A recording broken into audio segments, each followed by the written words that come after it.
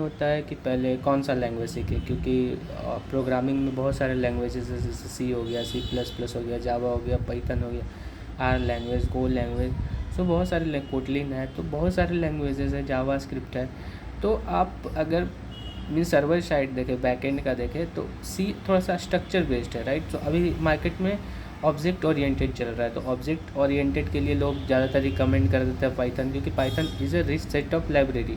उसमें आप कोड ज़्यादातर लिख नहीं रहे होते, ऑलरेडी इनबिल्ट है, आपको जस्ट यूज करना है, तो आप उसमें समझेंगे नहीं ज़्यादा। समझने के लिए जावा बेस्ट है, इसलिए जावा बेस्ट है क्योंकि आप उसमें कोड खुद से लिख रहे होते हैं, आप उसके इंटरनल को समझ रहे होते हैं। उप को समझने के लिए जावा इज़ द बेस्ट। क्लास क्या है, इनहेरिटेंस क्या है, इनहेरिटेंस क्या है, मतलब ओवरराइडिंग ओवरलोडिंग कैसे काम कर रहा है, आप खुद से वहाँ पे कोड कर रहे होते हैं, एक चीज़ लिख रहे होते हैं, इसीलिए जावा क्या है, ईजी है और समझने के लिए।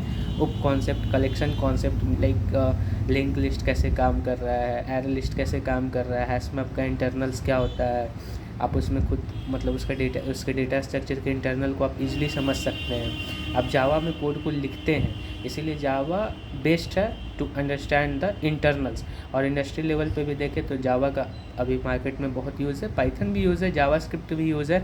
बट अगर आप बैकएंड में जाएँ, जावा स्क्रिप्ट का यूज़ भी बहुत साइड है, backend and front end. But अगर आप जावा और पाइथन में चूज़ करने बोले तो जावा इज़ द बेस्ट, क्योंकि जावा पाइथन ईजिली सीख सकते हैं, पाइथन सीखने में टाइम नहीं लगेगा। अगर Java if you have the good grip you can learn any language, क्योंकि ऑब्जेक्ट ओरिएंटेड है, तो आप एक लैंग्वेज को सीख लेंगे जो ऑब्जेक्ट ओरिएंटेड है, तो आप किसी भी लैंग्वेज को ईजिली सीख सकते हैं। तो जावा इसलिए बढ़िया है क्योंकि उसमें आप कोड को खुद से लिख रहे होते हैं।